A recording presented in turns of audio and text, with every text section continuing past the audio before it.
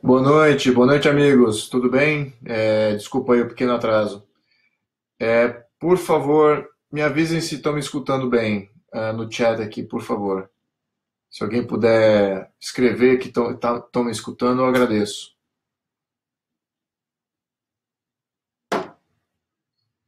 Muito boa noite, muito obrigado por estarem comparecendo.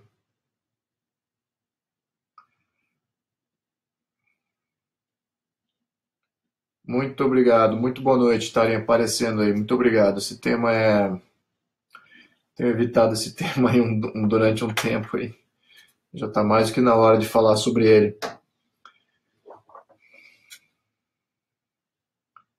Bom, como é que eu gostaria de fazer essa live de hoje? Vai ser o seguinte. Eu vou falar um pouquinho durante uns 30 minutos e logo na sequência eu vou entreter perguntas. Alguns de vocês já colocaram perguntas aqui no meu Facebook, numa chamada que eu fiz anteriormente. Então eu tenho algumas perguntas ali, talvez eu consiga matar boa parte delas durante esses primeiros 30 minutos. E depois dos primeiros 30 minutos, eu vou responder algumas mais questões aí que se aparecem. Aí depois, na faixa de uma hora e meia, aí a gente encerra.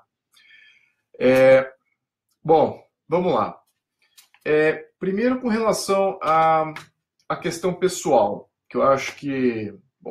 Por que eu estou fazendo esse live sobre esse assunto? Primeiro, a gente lançou uma enquete dentro do meu Facebook, tinha vários temas lá, e o tema da monarquia foi o que sobressaiu. Eu imagino, óbvio, né, pela boa parte aí das pessoas que estão seguindo aí minha página, são monarquistas. Então, obviamente que isso é uma proporção até que maior do que os não monarquistas.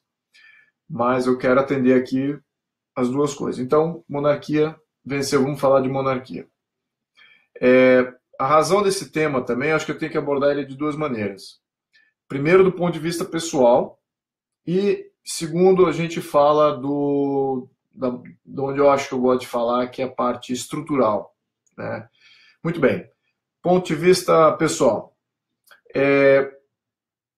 O nome do meu pai é Eudes de Orleans Bragança. O meu pai, ele renunciou à linha sucessória antes de eu nascer, em 1966. Então eu já nasci, entre aspas, livre. Então eu posso falar sobre esse tema livremente. Eu não estou na linha sucessória. O ramo que meu pai pertence é o ramo de Vassouras, né?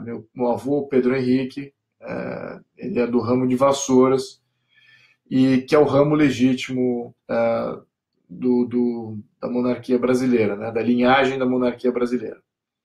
Muito bem.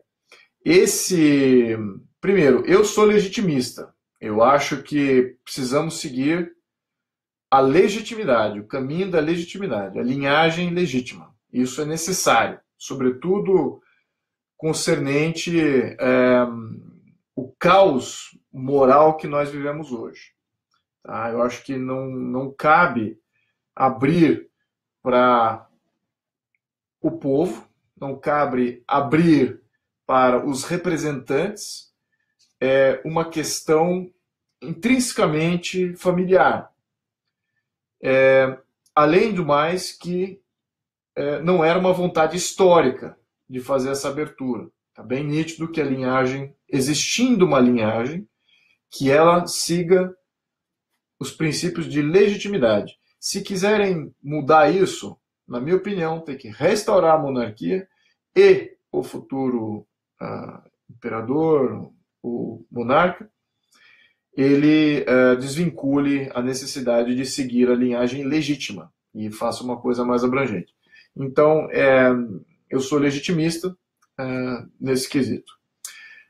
Então, a segunda questão, que aí eu vou responder rápido agora, mas depois eu entro em questões mais estruturais, que é para... Então, não estou na linha sucessória, No entanto, eu sou legitimista.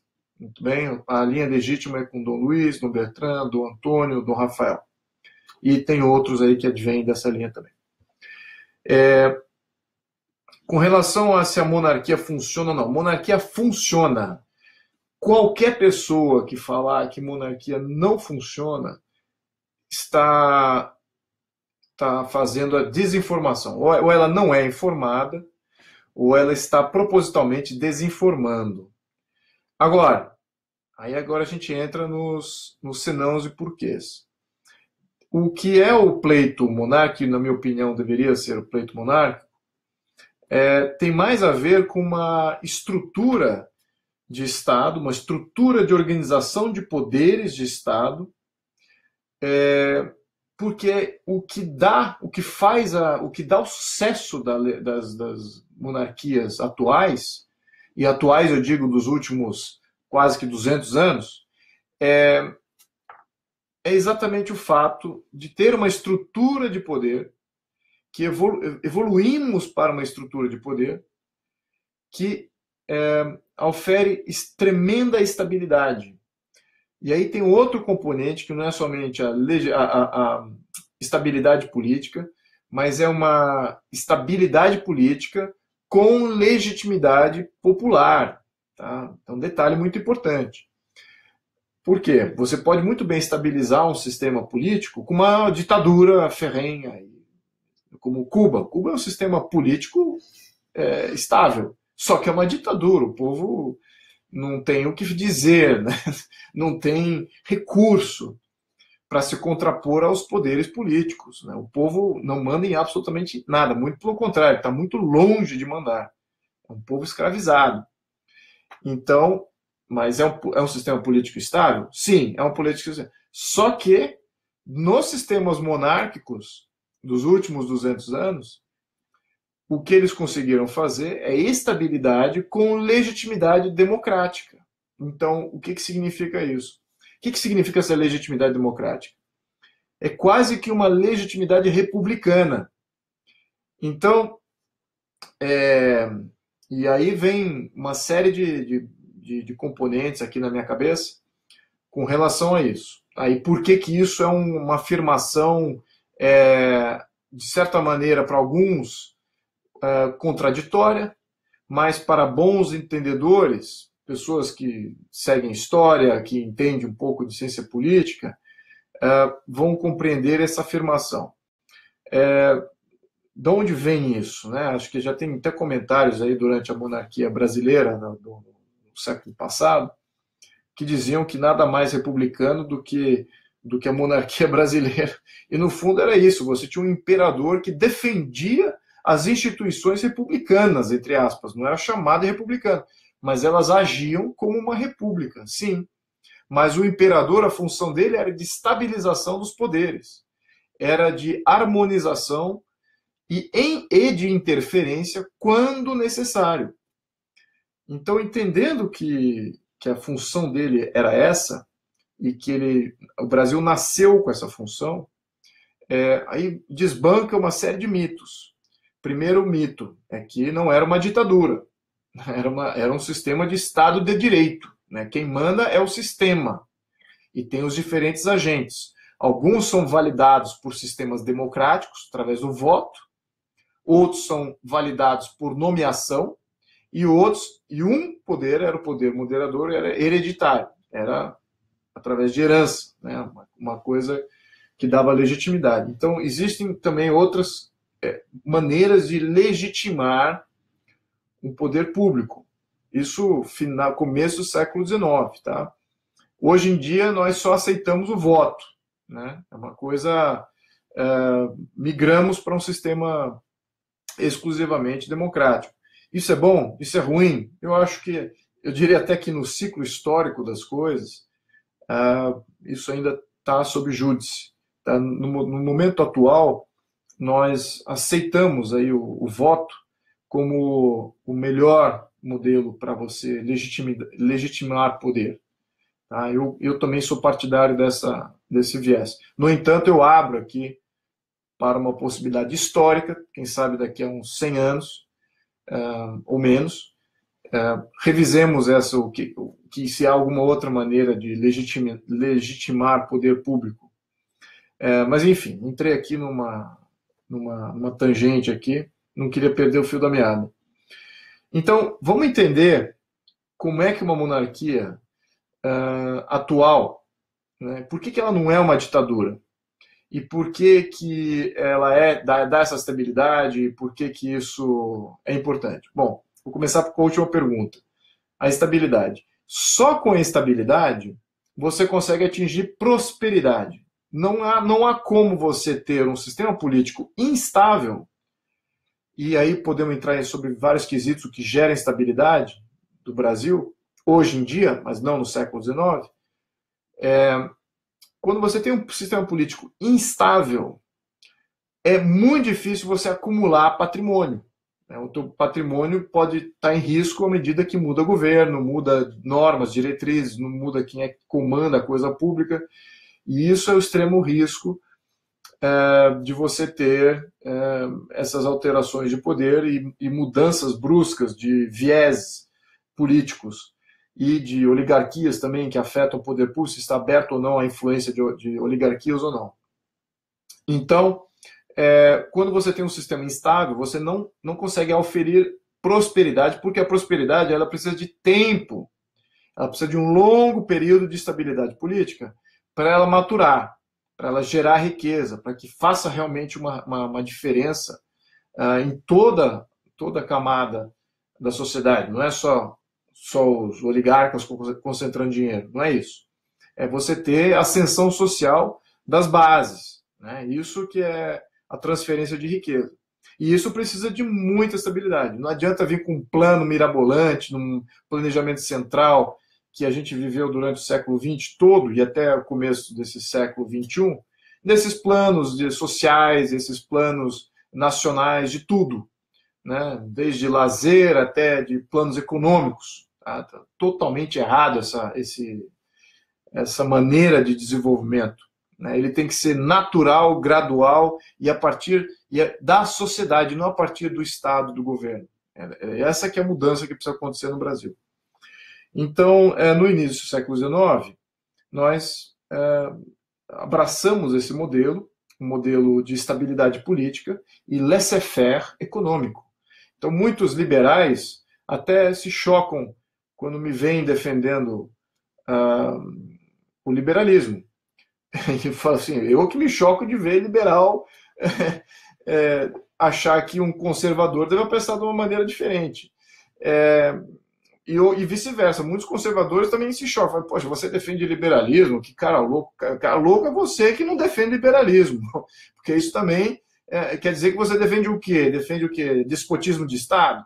Então, vamos entender que no século XIX, o que nasce naquele momento foi um sistema econômico liberal, político também era liberal, porque ele limitava os poderes do imperador, ele limitava os poderes do Senado, o poder da Câmara Legislativa. Os poderes de todos os agentes políticos eram limitados. Isso que chama-se liberalismo político e liberalismo econômico.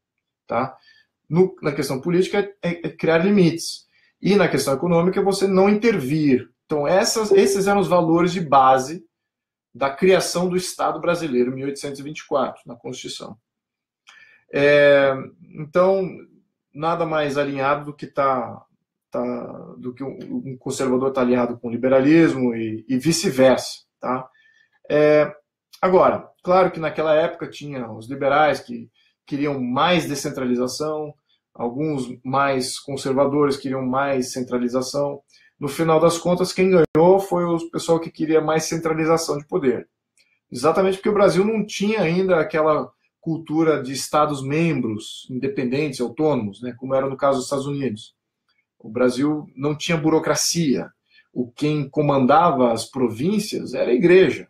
O voto era paroquial. Você votava na paróquia, na igreja. A igreja que controlava natalidade, mortandade, ou seja, registro de quem morria, quem nascia, quem vivia naquela localidade.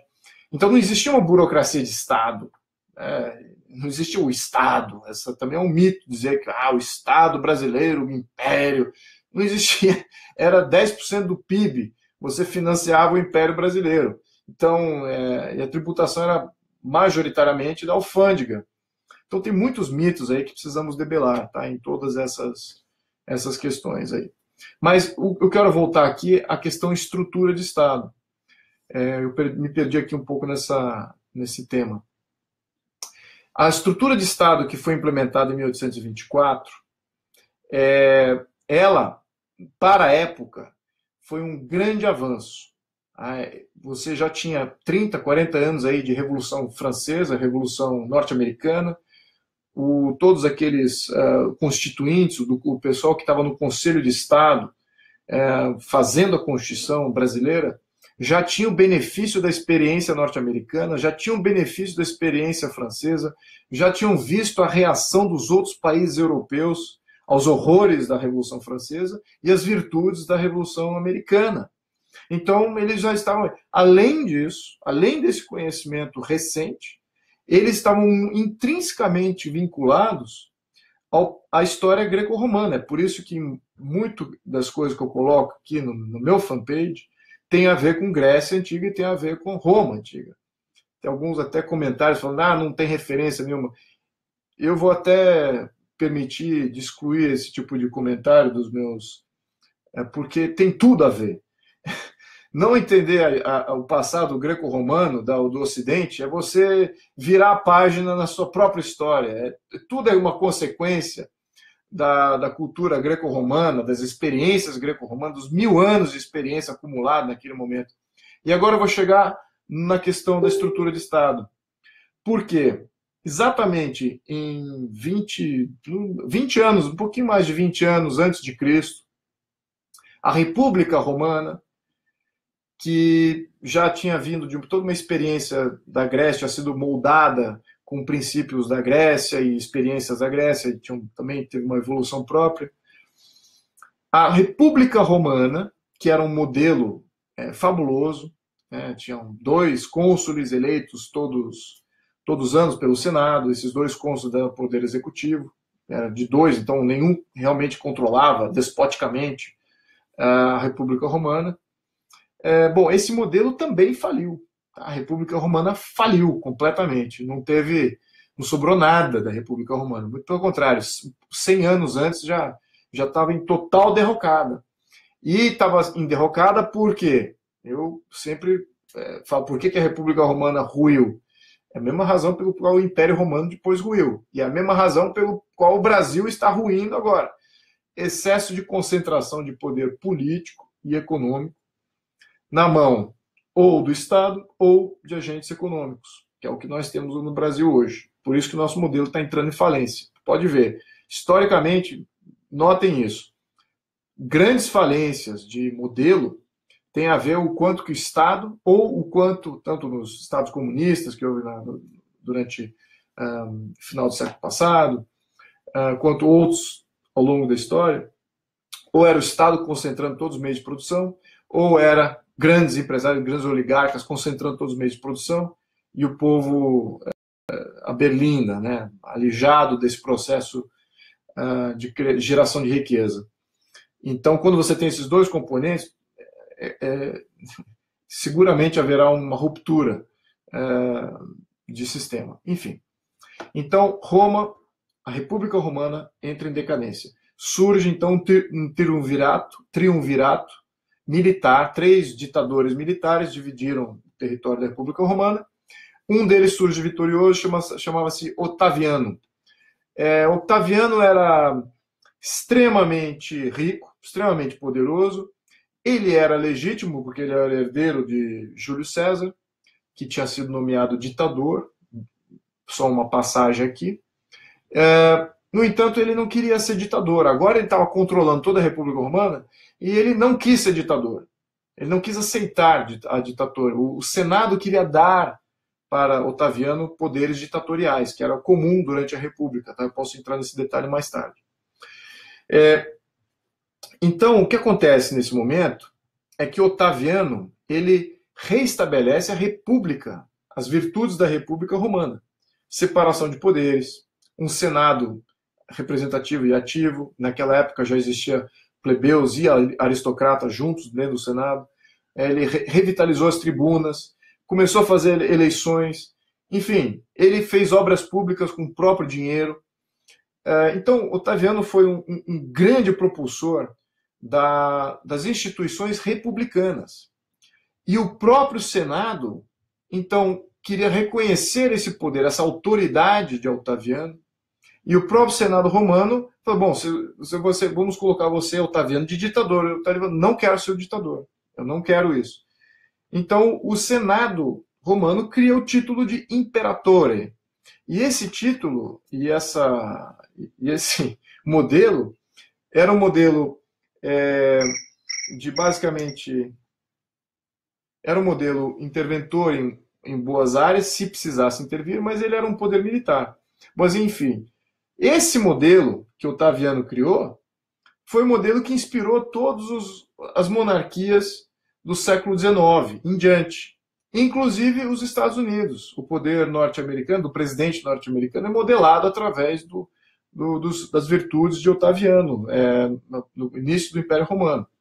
Então, exatamente essa dinâmica que a gente precisa resgatar aqui, porque o Brasil nasceu com isso, ele nasceu dessa evolução política, as estruturas de comando, as estruturas de poder que eram boas, entender que aquele pessoal constituinte eram grandes juristas.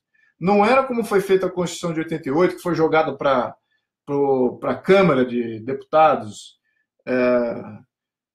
fazerem uma Constituição, uma aberração de processo. Não, era constituinte, havia constituintes, eles não conseguiam se concordar, então o Pedro I jogou de volta para a elaboração para o Conselho de Estado, e o Conselho de Estado só tinha grandes juristas. O que significa grande jurista? Uma pessoa que entende de história, entende de causa e consequência, entende de processos. Então, pessoas que foram comensuráveis, vamos montar aqui um modelo que não seja ditatorial, no entanto, represente aqui, dê espaço para que as instituições possam florescer livremente, independente. No entanto, aqui tem um vínculo com a legitimidade de poder público que era encabeçada por Pedro I. Então, essa foi a origem da monarquia brasileira. Assim, foi uma grande evolução política para a época, porque outros modelos europeus que surgiram durante o século XIX foram inferiores a esse. E alguns até copiaram o modelo brasileiro. Então, foi de extremo conhecimento ali aplicado naquele momento. Então, por isso que a monarquia funciona, porque ela carrega com o nome uma estrutura de poder que vai dar estabilidade política com legitimidade popular. Aí entram em questões, mas e o poder monarca, e aquela coisa, etc. E tal. Aí eu diria que sim, podemos evoluir deste conceito. As minhas preferências pessoais, tá? Eu tenho lido aí com relação a alguns textos aí de monarquias atuais e como é que eles se comportam. Enfim, eu gosto muito da ideia do monarca cidadão. Eu gosto muito dessa ideia. É um monarca cidadão, basicamente, ele é um monarca, ele exerce um poder cívico de monarca, só que ele participa da sociedade e ele convive com a sociedade, ele não vive em Brasília, deveria viver em um grande centro. E também adora o conceito da não remuneração. Eu acho que por ser um poder cívico, não deveria ser remunerado. Eu simplesmente acho isso. Acho que a monarquia moderna, para esse século que for implementada, restaurada, se isso vir à tona, não seja algo remunerada, seja um cargo não remunerado. Aliás, outros cargos políticos, devemos abrir para essa possibilidade também, porque há muitas pessoas com capacidade, conhecimento, que estão já na sua terceira idade e que podem contribuir para a coisa pública, podem contribuir seu conhecimento e não precisa ser remunerado. Não precisa entrar numa CLT da vida, uma loucura dessa. Então, existe aí uma novidade, aí, como é que vai remover o soberano, se isso é um problema? Bom, primeiro, nessas monarquias modernas, existem conselhos de Estado. Conselhos de Estado concentram todos os poderes de Estado que no fundo são só os poderes da União. Tá? O Estado aqui, quando eu falo Estado com E maiúsculo, eu me refiro somente à União. Tá? Então o Estado, ele de fato, ele tem poucos poderes. Ele tem o poder da segurança pública, que envolve diplomacia, soberania nacional, território, envolve segurança também interna, para algum conflito interno que possa existir, envolve a parte de justiça, então, Ministério Público, os tribunais, e envolve a parte de ordem. Né? Ordem pode envolver a coisa de... pode envolver a moeda, se ela é controlada centralmente ou não, emissão de moeda, por exemplo. Então, outros quesitos que criam e deixam, estabilizam a ordem pública. Então, essas três coisas, ordem pública, justiça e segurança. Essa é a função da União. E há poderes de Estado que exercem essas funções. Né? Então, obviamente, que um chefe de Estado ele só tem comando desses poderes. Não tem comando, não é um governador do Brasil. O Brasil tem que ser governado pelos governadores de Estado. Né? Então, não precisa passar por tudo, ter que passar por um poder central. Pelo contrário, deveria se reunir, não deveria se reunir todas as semanas, algumas vezes, uma vez por mês ou 2 vezes por mês, mas com uma frequência muito menor, ou seja, poucas coisas de fato deveriam ser resolvidas no nível da União. É exatamente o contrário que temos hoje aqui no Brasil. Tudo é resolvido na questão da União. Ninguém olha o poder local, as prefeituras, ninguém lê a lei orgânica e vê ali exatamente os problemas, estão todos ali, podem fazer ciclovia na frente da sua casa sem que você possa fazer nada, podem criar pontes e estádios e coisas assim do gênero, usando você não lendo a Constituição do seu estado e a Constituição da sua cidade, enfim, você tem um problema. E a função da União seria de intervir quando exatamente o cidadão está sendo desrespeitado pelo seu governo local. Sim, um prefeito viola alguns direitos, ou um governador de estado viola alguns direitos, aí aparece o poder da União para garantir a justiça, garantir liberdades. Então, o Estado que tem que ser criado é um Estado garantidor de liberdades. E você precisa de um Estado para garantir essas liberdades. Não adianta pensar, anarquia, narcocapitalismo, isso na história do mundo, um exercício filosófico pode ser interessante, mas na história do mundo isso não funciona. Tá? Você precisa de um mínimo de Estado para garantir as liberdades. Então, não existe outra maneira. Então, qual é esse mínimo de Estado e como é que ele vai reger toda a diversidade do Brasil? Né? Aí que tá, ele não vai reger, ele vai só intervir quando alguns princípios são violados. E foi assim que o Brasil foi organizado. Então, não diferente dos Estados Unidos da época, não diferente da França da época, por incrível que pareça, no século XIX, a França entrou aí em derrocada após derrocada de modelo, né? Veio a Revolução Francesa, o terror, depois veio Napoleão, depois veio uma restauração monárquica, depois veio Napoleão III, depois veio uma outra restauração monárquica, enfim, aí a França, bom, nós não precisamos falar da França hoje, né? Então, isso é o que eu acho. Então, o modelo que foi estabelecido naquele momento é um modelo de extremo sucesso. E dizer que não funciona é uma afirmação ignorante ou é uma desinformação. Como é que foi o plebiscito de 93? Aqui é uma questão que apareceu também por um amigo aqui. O plebiscito de 93, segundo o deputado Cunha Bueno, que estava liderando isso dentro da Câmara, ao meu ver, primeiro, foi muito cedo. A sociedade não estava preparada, um conceito novo para aquela sociedade que existia, não existia enraizamento. E até 88 existia uma cláusula pétrea, então a família não podia se expressar politicamente. Eu não poderia estar falando aqui com vocês politicamente até 88. Então, eu critico muito a Constituição de 88, só que se tem alguma coisa que é positiva, é o fato que nós podemos falar. Agora podemos falar com relação a isso. Então, Então não existia assim uma criação de vínculo, né? Independente disso, estabeleceu-se o plebiscito em 93 e como é que isso sucedeu? Aparentemente fomos muito bem, a parte, o pleito monárquico parlamentarista estava indo muito bem.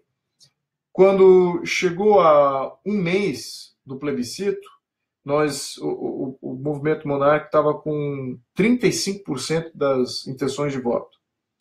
E o que aconteceu foi que uma grande rede de televisão resolveu reintroduzir, na sessão da tarde, Escravizaura. E, de certa maneira, e o ator principal daquela minissérie era o ator que estava nas propagandas do presidencialismo.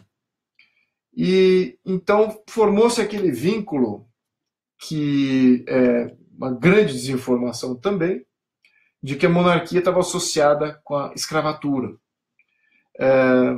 que a monarquia seria um retrocesso de volta à escravatura.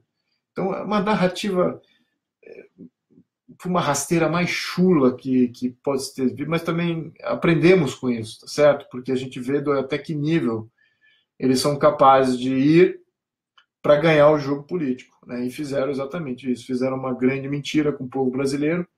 Então, naquele momento do plebiscito, que estava aí com mais de 30%, passou a ter 5% das intenções de voto um mês antes do plebiscito. E faltando aí, durante esse um mês foi recuperando e chegou a 10, 11% aí das intenções de voto. Então foi essa foi a história do plebiscito. Então foi uma rasteira, mas ao mesmo tempo foi bom, porque eu acho que não posso dizer que foi bom, considerando tudo que a gente sabe hoje, ou o que a gente viveu nos últimos 20 anos. Mas eu diria que aprendemos muito, com certeza. As gerações aí aprenderam bastante de como é que a profundidade de falta de tudo, falta de moralidade aí desses agentes políticos que hoje estão comandando o Brasil. Então, isso é uma grande pena. Por outro lado, nós hoje sabemos e corroboramos aí todas essas validações aí de quão ruim pode ser algum desses agentes. Então, eu acho que eu já respondi aqui boa parte das perguntas nessa pequena narrativa. Eu vou entreter algumas perguntas aqui. Eu vou ver aqui algumas que estavam já no meu Facebook.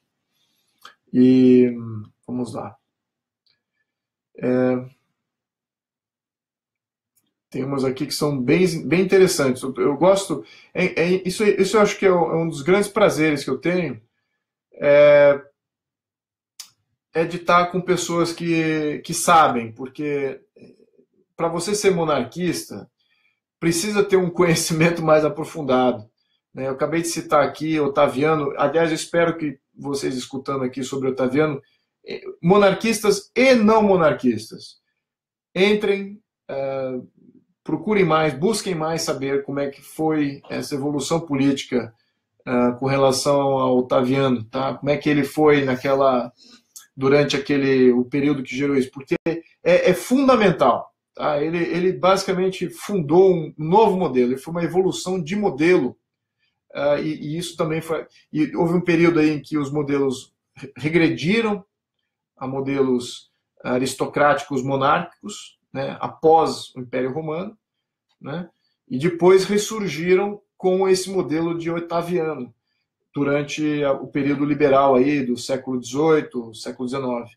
Muito importante estabelecer esse vínculo aí. O Otaviano é fundamental nesse processo. Muito bem.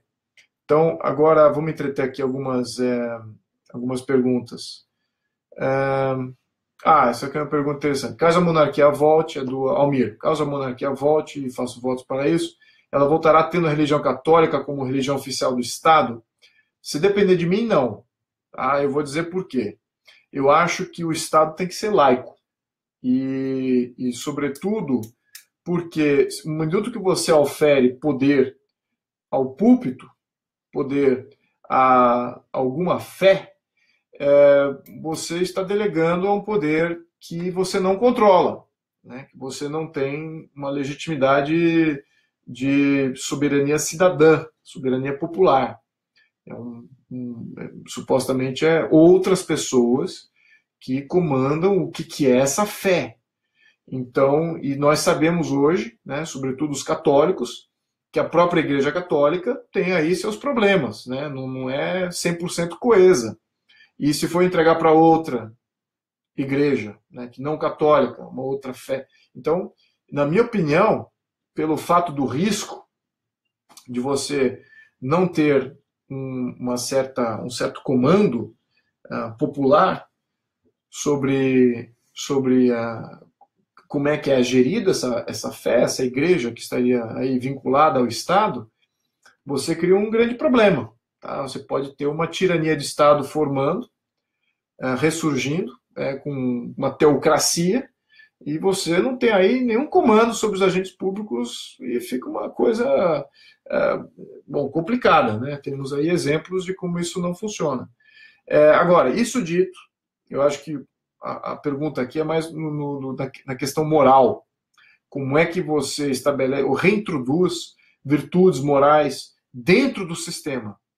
E aqui, o sistema liberal, que é exatamente dessa separação de poderes, ele exige que a sociedade que é a sociedade organizada, que são os movimentos cívicos, que é a sociedade civil, não importa o nome que você queira dar, um sistema liberal exige que a sociedade civil seja o cão de guarda da moralidade.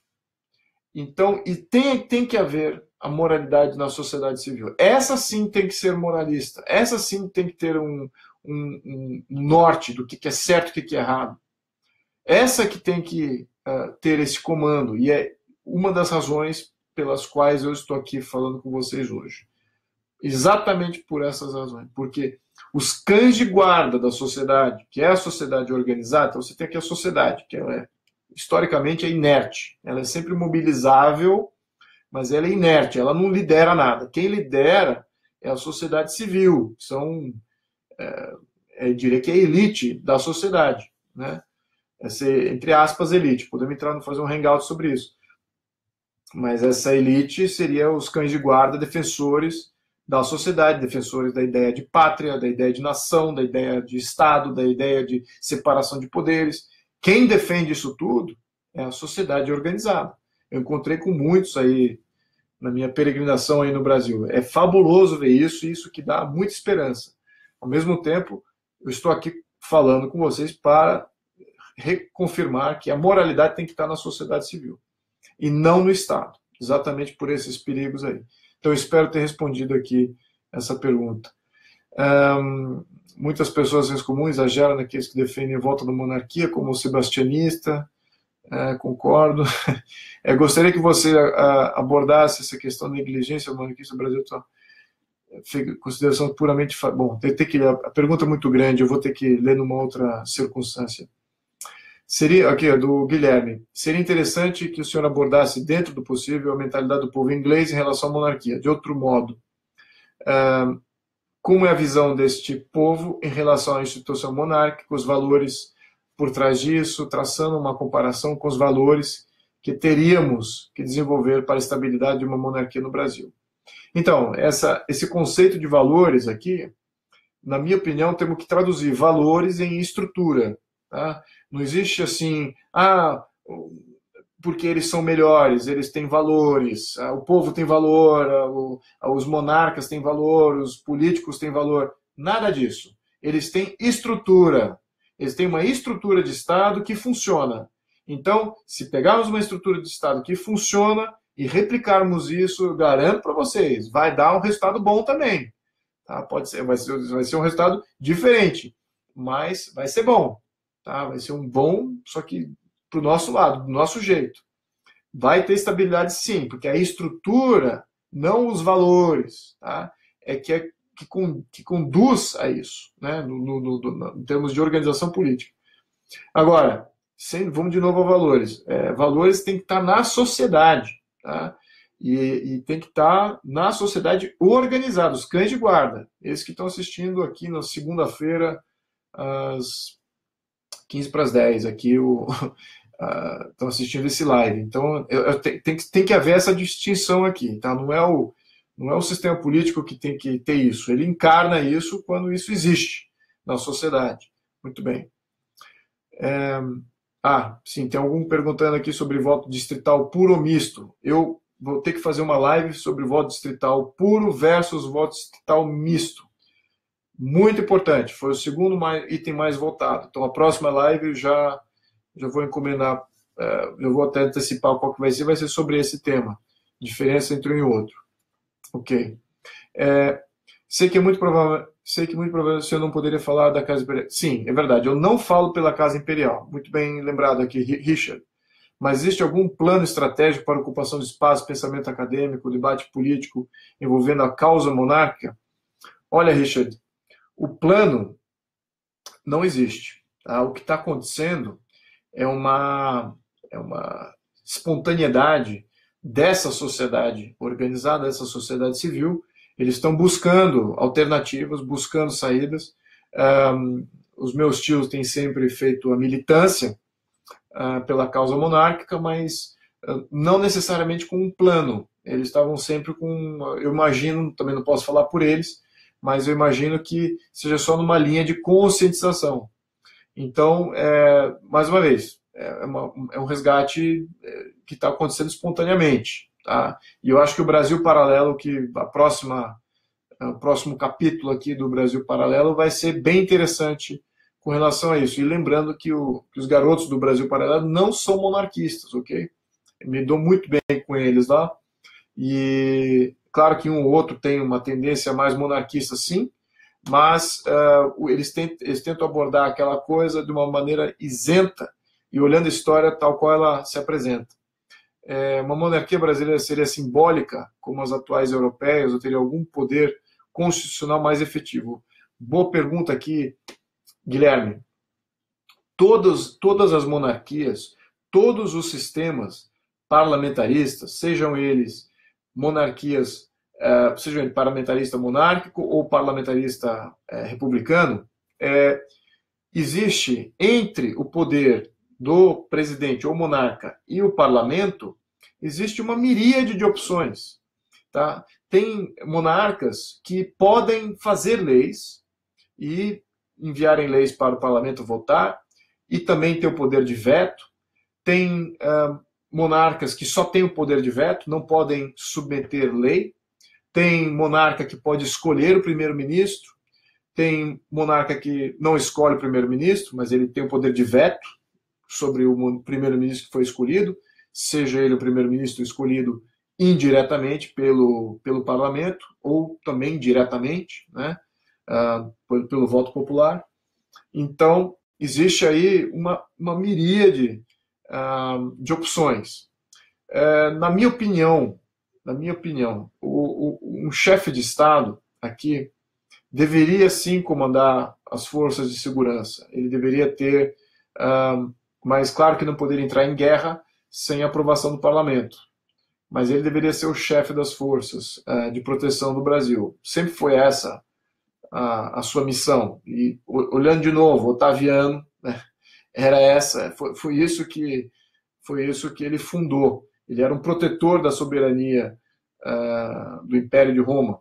E só, ele não era governador, ele não governava a coisa pública das diferentes províncias, ele só intervia nas fronteiras e protegia as províncias.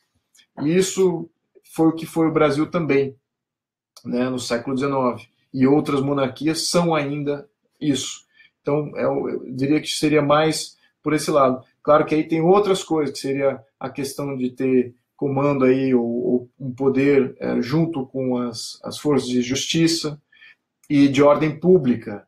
Então, é por isso que precisa de um conselho de Estado. Então, um chefe de Estado, no fundo, ele é chefe de um conselho de Estado. E esse Conselho de Estado, aí sim, aí você tem juristas, você pode ter até eleição para um Conselho de Estado, que seria uma espécie de ministério aí do chefe de Estado, com umas regras iguais ou diferenciadas aí de um ministério do Poder Executivo do Parlamento.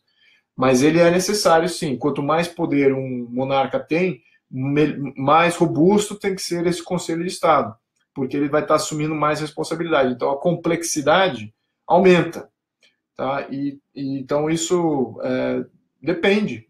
Isso é uma coisa que vai depender, uma vez que se resolvam restaurar a monarquia, o Conselho de Estado vai variar em intensidade e em função baseado nos poderes que vão ser oferidos ao monarca. Isso é uma questão de debate, não posso dizer aqui o que seria o melhor.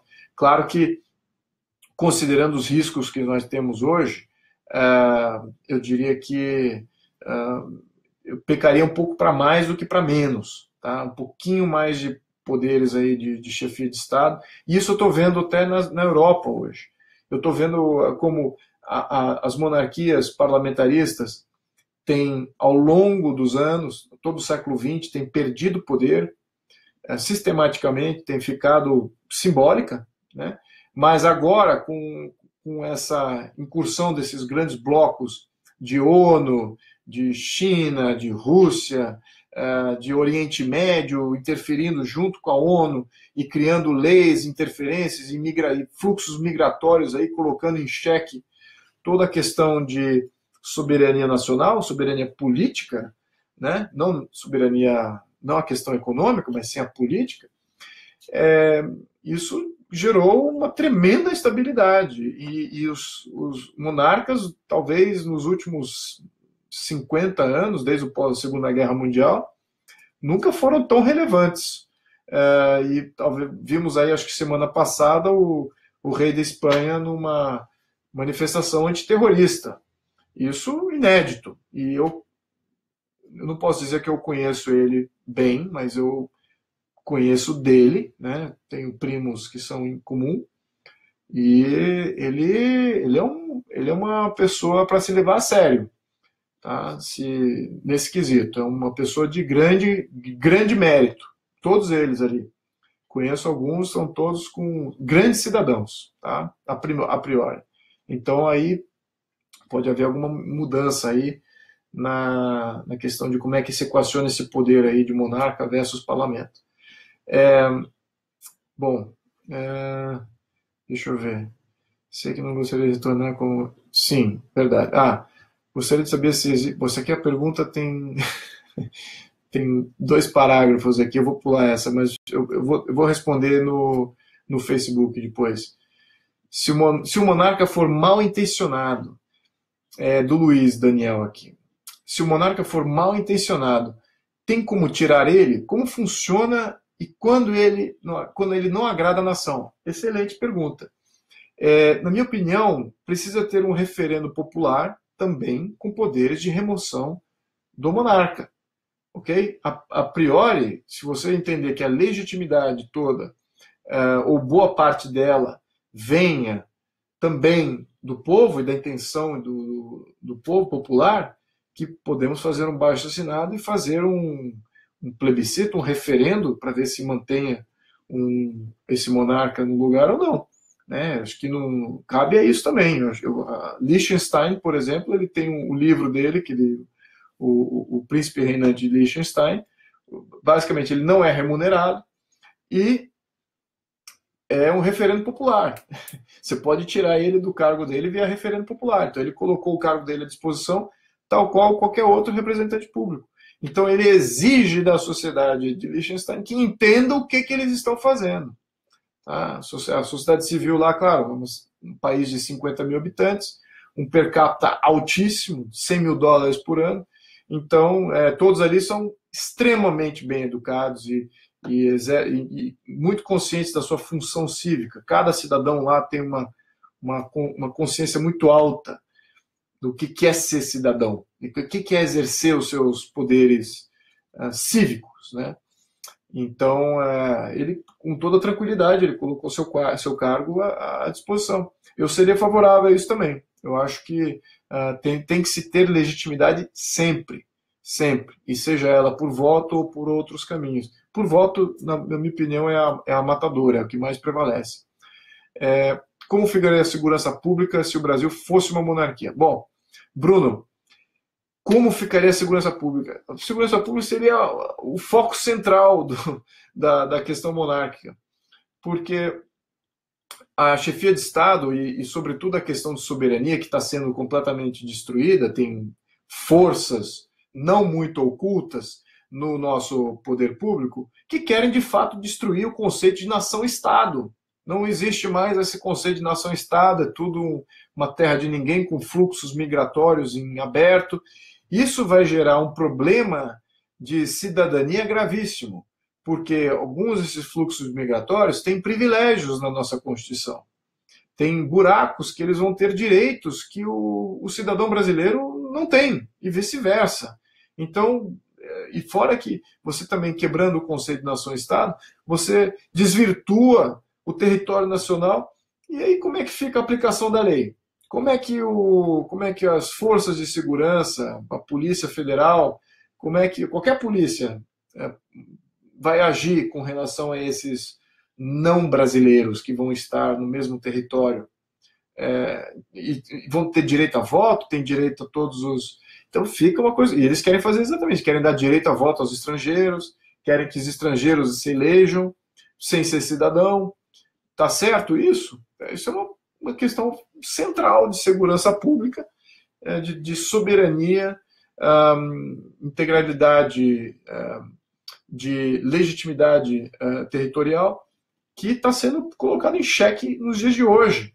Então, nós nem vimos esse problema ainda, né? Nós estamos ainda já com algumas violações de fronteira, sim, lá no norte, tivemos aí algumas coisas, mas para um país de 220 milhões, não faz assim, mas eu acho que essa tendência não é boa. Então eu vejo isso como um dos maiores benefícios, tá? É a questão de segurança pública. Muito bem. Tem outros aqui. Veja um problema na linha. No que é? Luiz, gostaria que você falasse sobre o caminho para a volta à monarquia. Se há um diálogo para esta volta com a classe política e também quem seria o responsável para fazer isso? Qual dos três poderes? Muito bem. Felipe, é o seguinte. Com relação à conversa com o governo, o atual governo, de fato, não existe. Tá? Ele é um de jure, é um governo de jure, ou seja, ele existe só no papel. Ele não existe de facto. Não é um governo que você fala, puxa, representa a legitimidade da vontade do povo. Não é. Do governo eu estou falando os três poderes, né, constituídos. Eu acho que já estão permeados aí com tanta falcatrua, escândalos, que nenhum dos três poderes aí, de fato, é legítimo. Então, não temos nenhum diálogo, zero de diálogo com qualquer agente público. Então, sempre temos aí uma predisposição mais favorável às forças de segurança, sim. Esses acho que a gente tem aí uma grande interlocução, mas sem plano nenhum. Não existe plano, existe só... Isso sempre existiu também, não é uma coisa de hoje, é uma coisa que sempre houve. Meu pai foi militar, meu pai foi da Marinha, capitão-tenente. Então, fora isso, os meus tios também, tem todo meu avô também tinha bastante diálogo, mas fora isso não tem nenhum plano, certo? Então, não existe essa articulação interna, nada disso, tá? Então, felizmente ou infelizmente, não sei como é que a gente vê. A monarquia, no meu ponto de vista, ela ainda tem que ser maturada no psique do brasileiro. O brasileiro precisa se desvincular desses mitos que foram alimentados durante aí 120 anos, 130 anos, e aí sim a gente pode começar a falar de alguma coisa de como seria, tá? E resgatando aquilo que eu falei no início, um monarca cidadão, uma função cívica do monarca, não remunerado, parte da sociedade civil, etc, etc. Então, eu viria por esse caminho, tá? Mas essa é minha opinião. Eu não falo pela Casa Imperial. Então, estou dando minha opinião de o que eu acho seria o mais apropriado para o século XXI, tá? Muito bem. Paulo Scott, Luiz Felipe, quando a monarquia voltar, como será a transição? Brasília continuará sendo a capital do Brasil? Teremos os mesmos números de ministros, deputados, senadores? Haverá um enxugamento da máquina estatal, diminuindo números de servidores públicos, salários e benefícios? Olha, Paulo, eu não posso falar com relação ao número de servidores públicos, mas a função do Estado tem que mudar, né? Isso com ou sem monarquia. E a função do Estado é aquela que eu mencionei antes. O Estado agora, União, tá? Então seria segurança, justiça e ordem pública, tá? Então, ordem pública são algumas autarquias aí de controle da moeda, CVM, Banco Central, essas coisas, tá? Então, é assim que eu vejo. Tem que mudar isso, né? Eu adoraria que começasse a transferir competência, né? Porque hoje todas as competências estão no governo federal. Então temos que ter essa transição de governo, de todo o poder no governo federal, transferência de competência para os governos de estado. E aí, nos governos de estado, se algum estado decidir ter uma previdência obrigatória estatal, como está quebrando o Brasil hoje, aquele estado que execute nisso, aquele estado que mantenha um sistema previdenciário próprio e não a União, e quebre o país inteiro, aquele estado que quebre sozinho, né? Eu sou favorável a não ter nada obrigatório na mão do Estado. Então, nesse quesito, eu acho que isso, com ou sem monarquia, essa reestruturação espero que aconteça. A proposta monárquica sempre foi essa, tá? Isso eu fico até espantado, porque eu era moleque, vamos por assim, tinha 20 e poucos anos, quando havia o referendo. Eu vi o Bertrand falando de como é que deveria ser a organização de Estado, e só agora que eu fui ver isso, que eu vi que ele estava em linha com o que eu estava falando também. Eu não tinha tido esse diálogo com ele, mas eu vi que isso era comum, né? Essa descentralização de poder, a subsidiariedade. Isso é o natural de qualquer modelo de sucesso. Então, eu acho que sim. Por consequência, eu acho que Brasília, eu não veria assim Brasília como uma capital política, talvez uma capital burocrática, para que ainda as forças de segurança, a justiça, as autarquias de ordem pública estivessem ainda em Brasília, sim. Agora, o poder político, necessariamente, quantas vezes politicamente, vamos ver, de 1988 até agora, a Constituição brasileira foi alterada 100 vezes, que é um número absurdo, né? Ou seja, a Constituição não vale muita coisa, pode ser alterada a qualquer momento, etc. De qualquer maneira, 100 vezes. Então, quantas vezes no ano, mesmo assim, nesses quase 30 anos, 100 vezes, quantas vezes ao ano, de fato, eles se juntaram para alterar a Constituição? Poucas vezes ao ano, certo? Então, por que ir para lá toda semana, né? E por que um deputado estadual não pode fazer a dupla função? Você também é um deputado federal. Por que tem que ter os dois? O que faz o deputado estadual, então? Se o federal é que comanda todas as leis, o estadual tem zero de competência. Então, temos que ter essas perguntas. Isso aí que está nos custando nossos impostos. Eles estão gerando impostos para financiar essa loucura que ninguém está se demandando, está se perguntando por que existe esses diferentes níveis e quais são as competências desses diferentes níveis. Absolutamente, eu sou radicalmente a favor de uma descentralização e que sim, de fato, o poder central é um poder mínimo, poder, como eu falei, bem limitado. E aí suscita aqueles da mitologia aí que falam, não, ditadura. Que ditadura é essa que tem poder limitado? que ditadura é essa que tem poder limitado? Responda. Então, temos que vencer esses mitos aí. É mais uma questão de o que é melhor para estabilizar, se é um presidente ou se é um monarca. nessas funções, considerando poderes limitados. Então, é por aí que a gente tem que levar o diálogo, tá? Mas a pergunta aqui eu não poderia dizer se vai haver uma diminuição. Espero que tenha. Acho que temos que ter uma economia pujante que absorva, que queira absorver essa mão de obra, porque a mão de obra de servidor público é qualificada, né? Então, que a economia tenha essa pujança. Espero que absorva esses funcionários e muito mais, né? E que você ser um servidor seja mais por aspiração, né? E não por não por um direcionamento já na universidade, que você já é levado a crer que todo funcionário público é isso que tem que ser. Então, não acho que é positivo o que temos hoje. Respondendo aqui, Dom Luiz Felipe, desculpa ter formulado a pergunta, por fora desse contexto, estou lendo sobre monarquia, a república foi um retrocesso e continua sendo do tipo de crime desse praticado do cidadão comum, política. Como o monarca se reagiria diante de tanta corrupção, crime organizado tomando conta do país? Como se trabalharia com o parlamento diante de tudo isso para mudar rosas e flores, não dando resultado ao povo? Tá. Olha, como é que o monarca agiria com essas questões? Primeiro, os estados têm que ter essa responsabilidade de segurança também. Tá? Então, agora, o que acontece, o que ele está aludindo aqui, é talvez um PCC, por exemplo, chegar a controlar um Estado.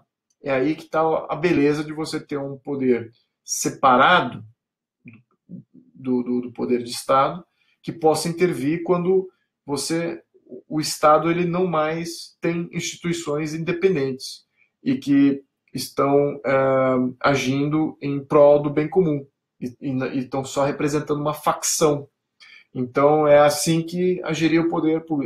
O poder da União intervém quando o Estado fale. O Estado não mais representa o bem comum daquele Estado, daqueles cidadãos que vivem naquele Estado.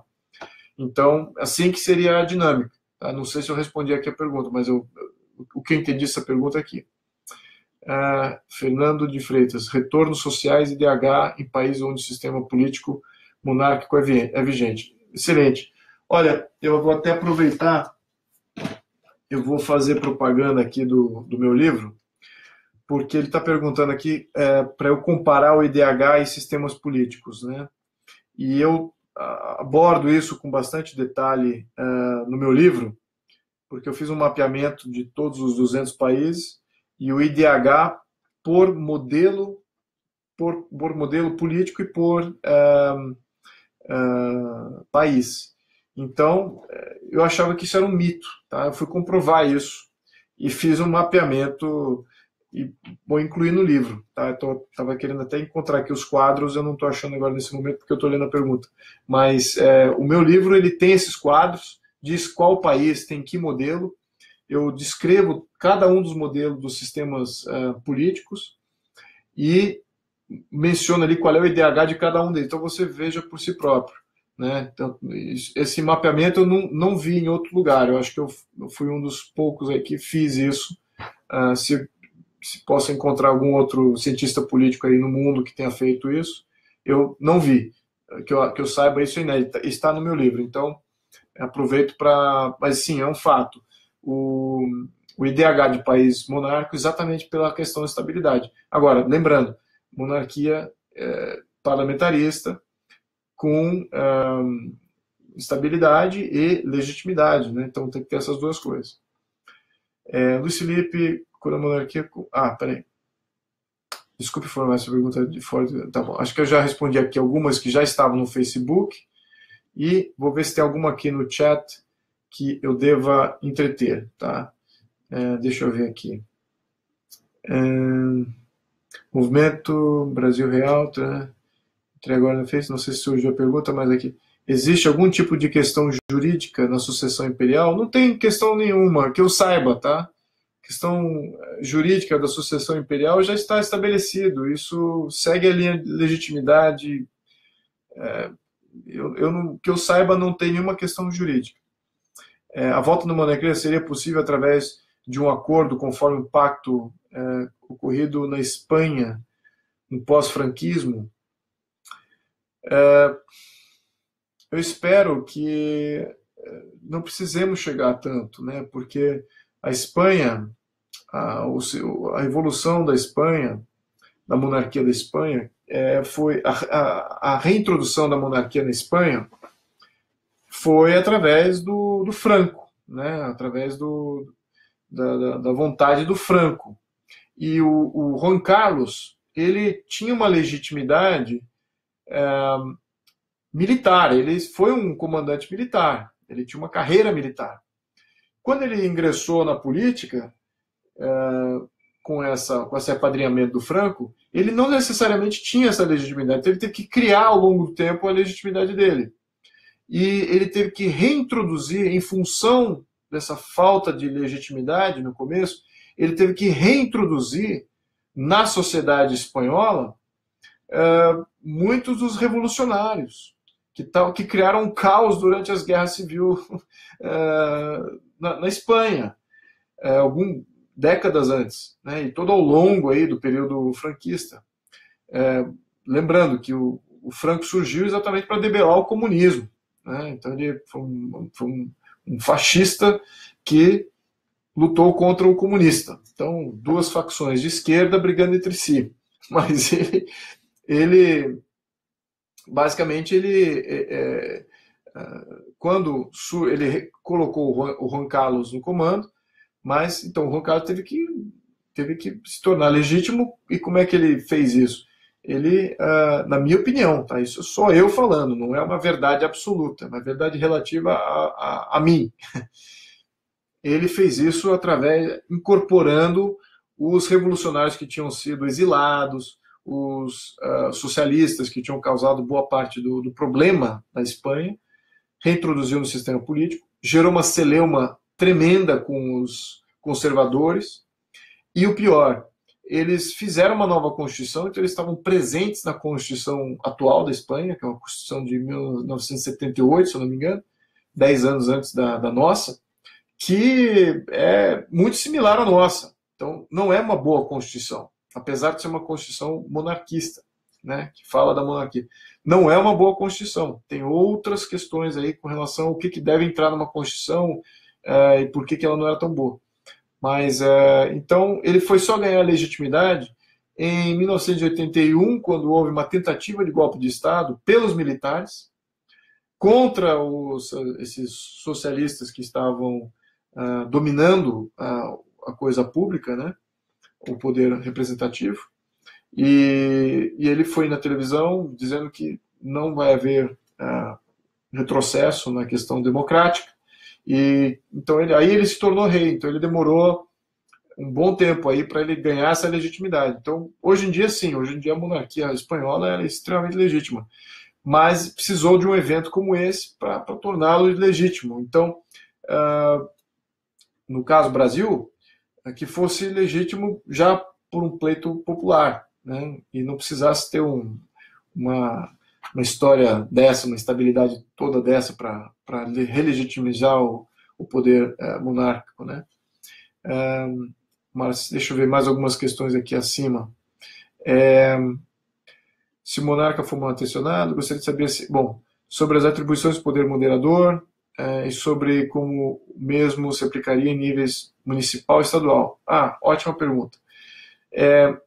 Então, o poder moderador, ele é um interventor nos poderes de Estado, ou seja, de União. Tá? Não é necessariamente o interventor no município e no Estado, né, no nível do Estado-membro. Mas ele pode ser através dos poderes da União.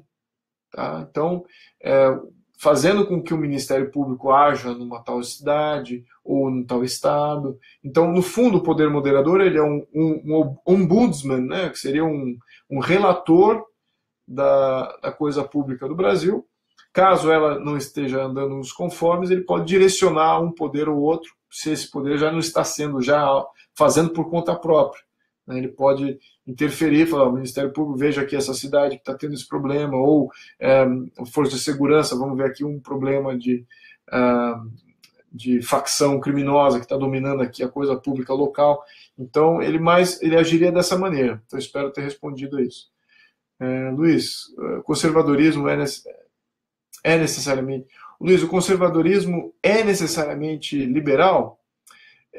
Boa pergunta, Carolina. Olha, não é, porque depende de várias outras coisas. O conservadorismo, não sei nem saberia dizer se o que é conservador. Eu não saberia, mas como eu estabeleço é o seguinte: os valores que existiram na fundação do Brasil eram valores conservadores, sim, e eram valores liberais, sim. Então, os conservadores estavam preservando os valores liberais, ok?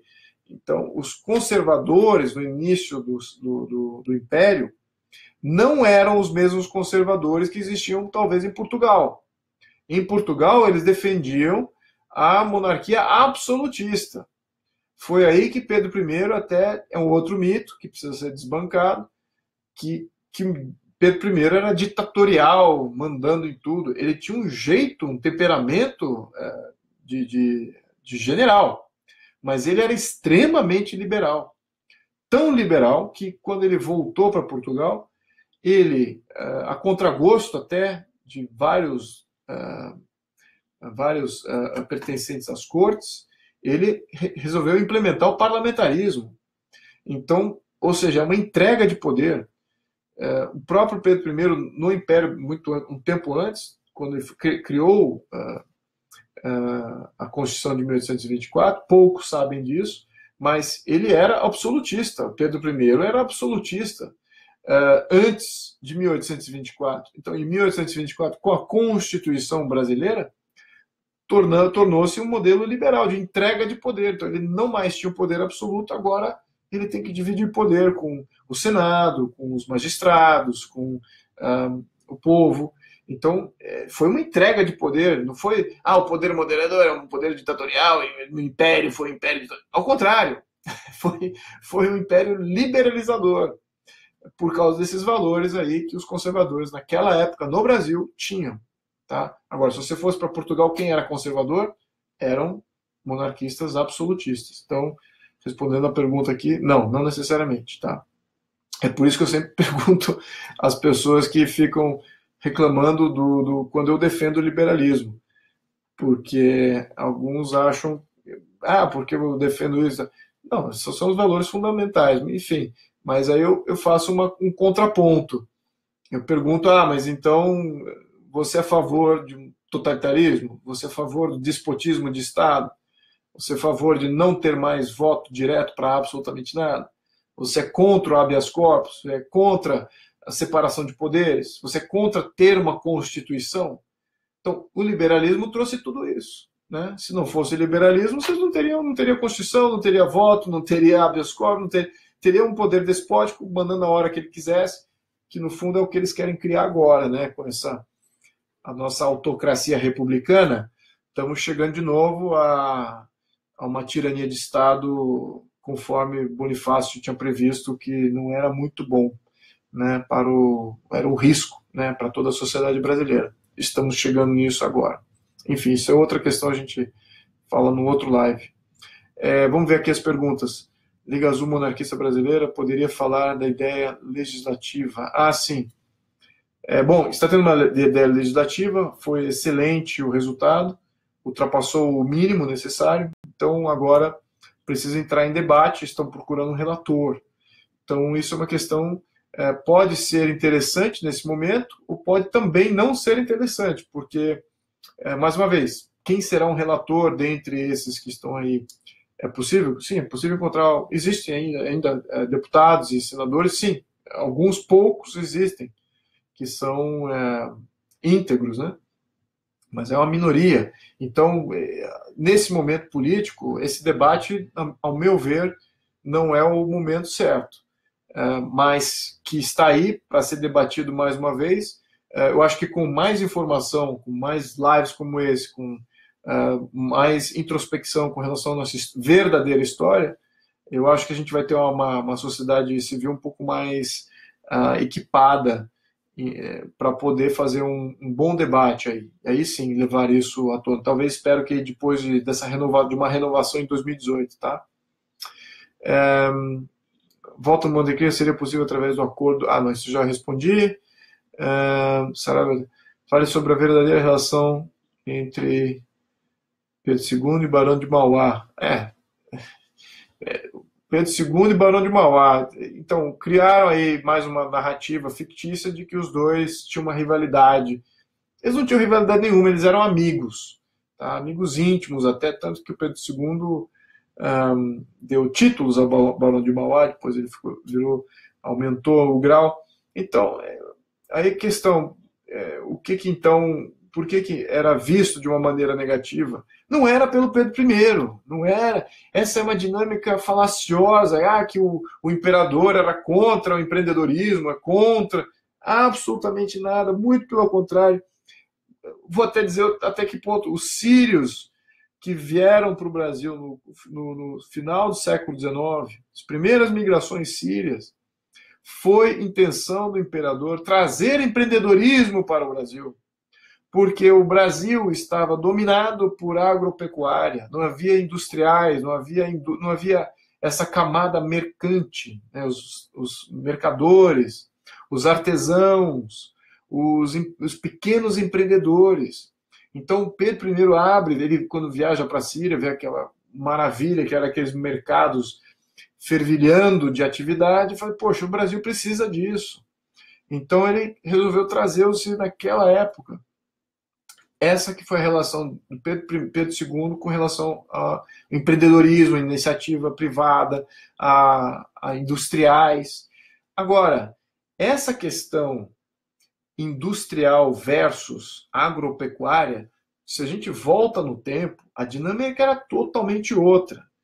Naquele momento, século XIX, isso não era só Brasil, era no mundo. Quem estava no agronegócio, né? Vamos falar disso agora, agronegócio.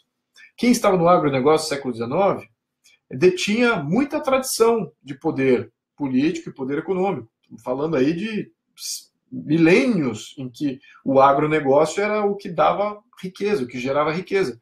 Mas agora, um novo fronte gerador de riqueza, que eram as indústrias, começaram a surgir. E isso gerou uma desestabilização política. E não foi só no Brasil, né? Então, todo o estamento burocrático e político, ele não recebia muito bem os industriais, né? Via eles como uma classe separada, né? E então isso, de fato, essa celeuma permeava toda a sociedade brasileira com poder. Então, não era só aqui no Brasil, na França teve problemas drásticos, e o ministro das Finanças do imperador, numa certa etapa, era contra os industriais, então ele agia com preconceito, ele não achava que o Brasil deveria se industrializar. Mais tarde, na República, este tipo de mentalidade, aí os industriais foram completamente sufocados, né? No início da República Brasileira, assumiram os grandes oligarcas do agronegócio.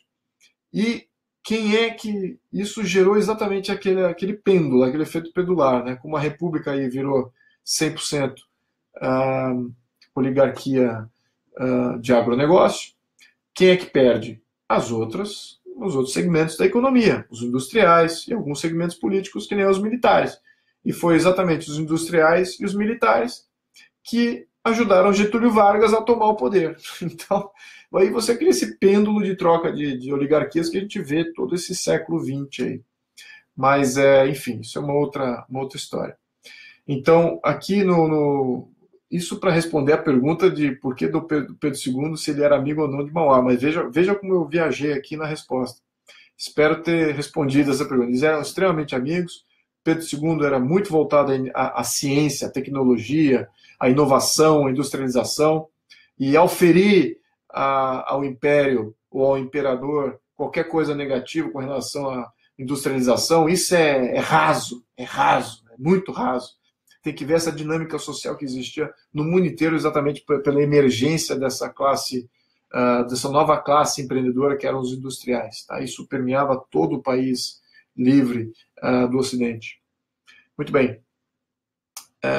Pede que compartilhe. Por favor, compartilhe esse live. Só que já tem acho que já passamos aqui 1 hora, né?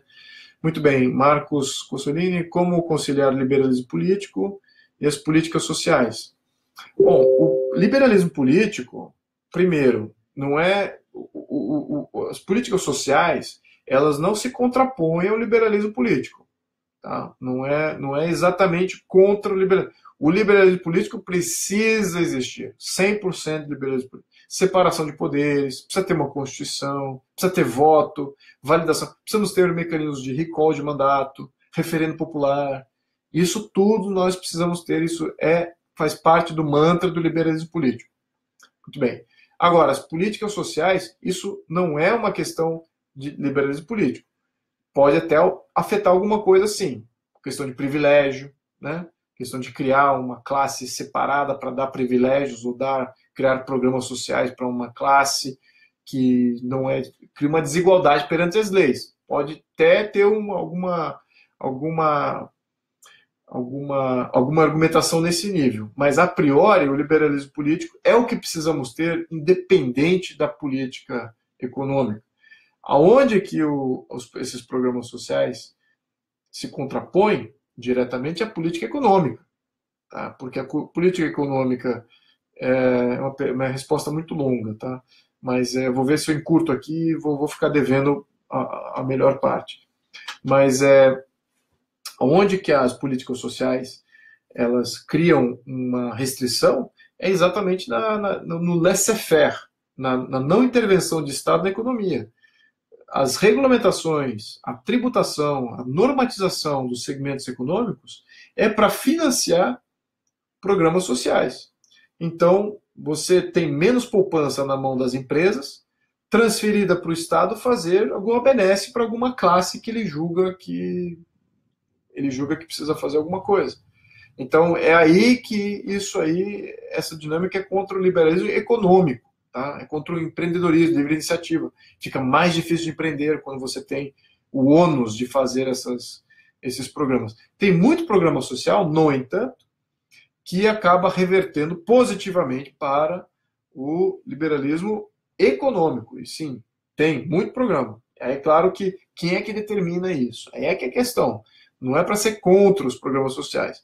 É para quem que determina. Eu sou contra programas sociais determinados por um poder central em Brasília, porque eu tenho certeza que o poder central em Brasília vai determinar o programa social mais ineficiente, mais caro e que vai onerar tremendamente a iniciativa privada, descomensurável aos resultados que ele vai entregar.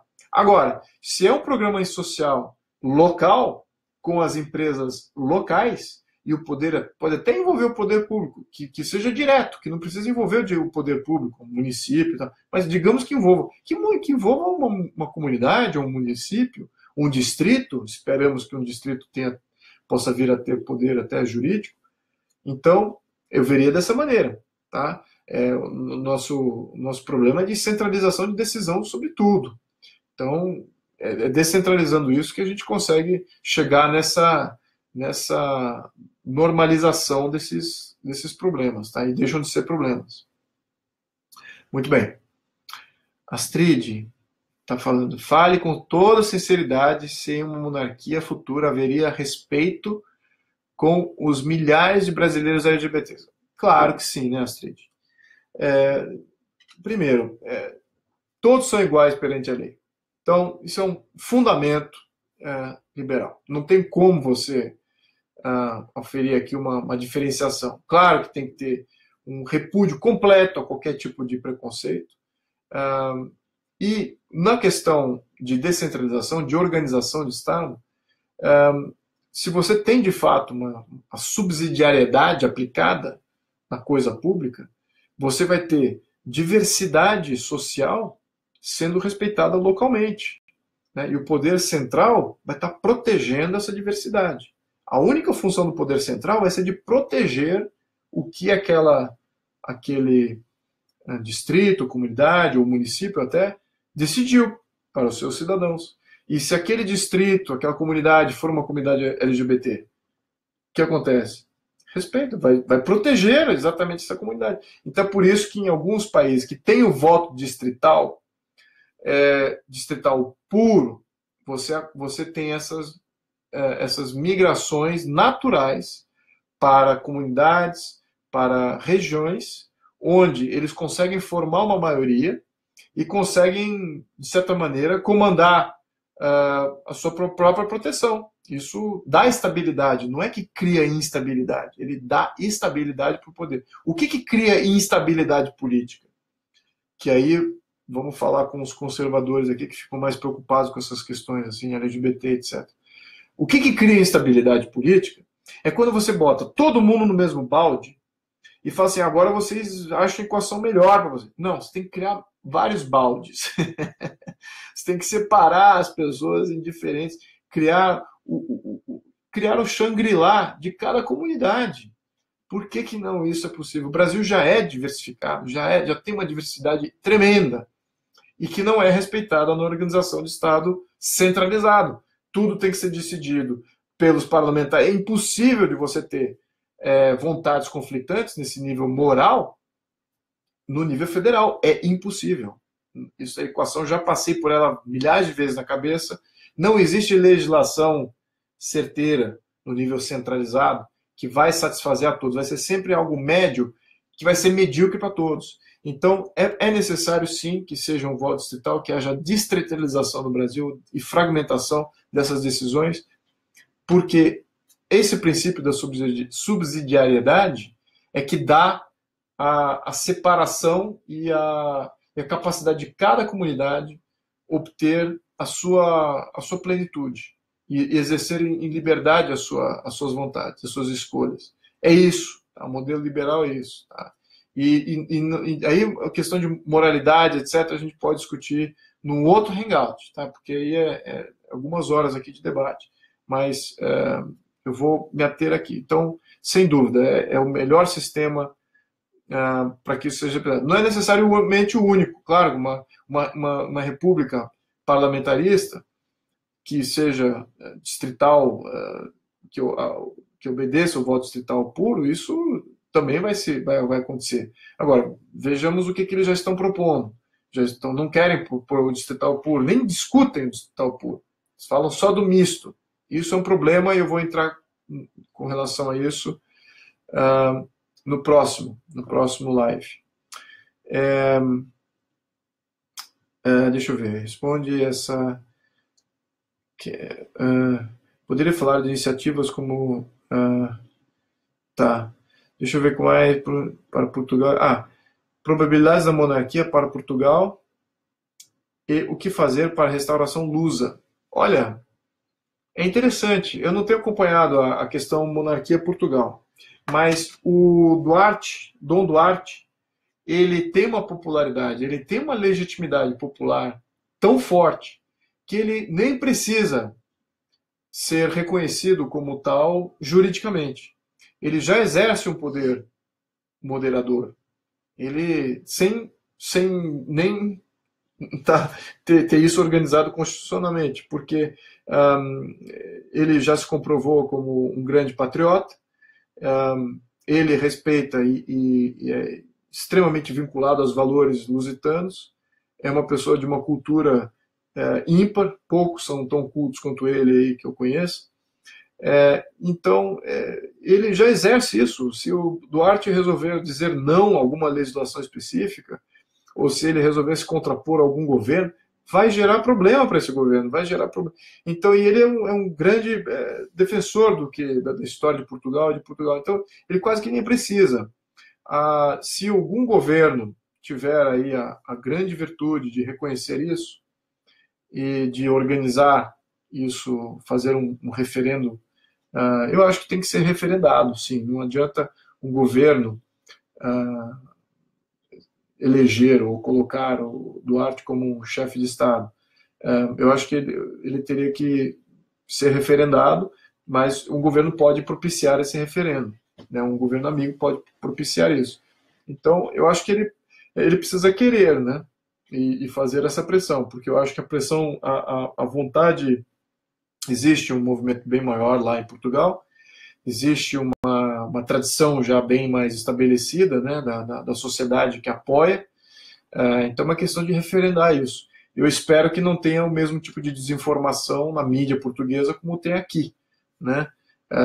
Como eu falei aqui do nosso plebiscito de 93. Bom, muito bem. Bom, vai ter um bandeiraço imperial durante a independência, né, durante o 7 de setembro. Então, tem uma mensagem aqui para eu lembrar isso. Deixa eu ver se tem mais alguma pergunta aqui. Eu já passando aqui um pouquinho do tempo, já estamos batendo aqui um pouquinho mais de 1 hora. Eu espero ter respondido tudo aqui, tá, pessoal? Claro que a profundidade aqui esse tempo de live é muito curto, na minha opinião. Mas eu acho que eu perco aí boa parte das pessoas que estariam interessadas no assunto se eu ficasse aqui umas 3, 4 horas falando. Muito bem. Bom, eu vou fazer o seguinte, eu vou encerrar esse assunto por agora e eu vou responder no Facebook, qualquer coisa que vocês me mandem, ou nos comentários dessa live, ou no inbox.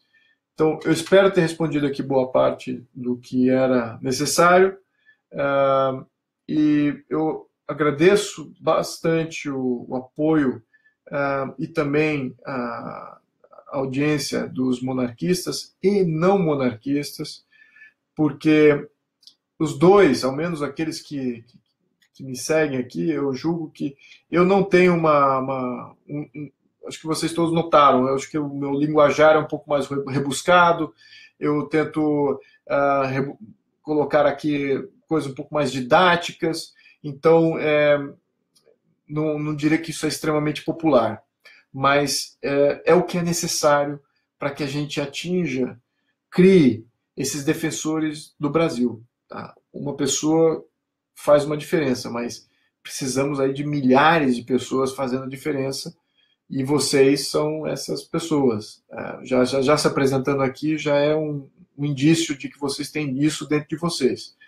Então, é isso que eu diria que é a minha missão, de conscientizar essa sociedade que vai defender o Brasil contra a tirania de Estado. E sempre lembrando aqui o que José Bonifácio dizia, que o brasileiro seria o novo ateniense se não caísse na tirania de Estado. Caímos na tirania de Estado. E agora é com vocês. Vocês aqui têm que resgatar o Brasil sair desse lamaçal autocrático ao qual nós nos enfiamos. De qualquer maneira, eu acho que isso vai acontecer. Já está acontecendo. Já temos aí o poder de negar, ele não diretamente, como eu gostaria de ver acontecer, institucionalmente, o poder de veto popular e de muitas coisas que o poder público faz. Eu acho que esse é o caminho para a desregulamentação do Brasil também, e limitação de criação de impostos e criação dessas autarquias lá em Brasília. E eu acho que isso está acontecendo, já está germinando aqui uma grande mudança de Brasil, e vamos participar disso. Acho que vai ser bem divertido. Tem algum sofrimento envolvido, sim, não é da noite para o dia, mas vamos conseguir, sim. Então, agradeço aí a audiência de todos, continuo aqui no Facebook, depois a gente responde aí a cada uma das perguntas, tá? Muito obrigado e agradeço mais uma vez, muito boa noite. A próximo Hangout vamos falar de voto distrital misto versus voto distrital puro. Então, muito boa noite. Obrigado aí por estar aqui comigo hoje. Até já.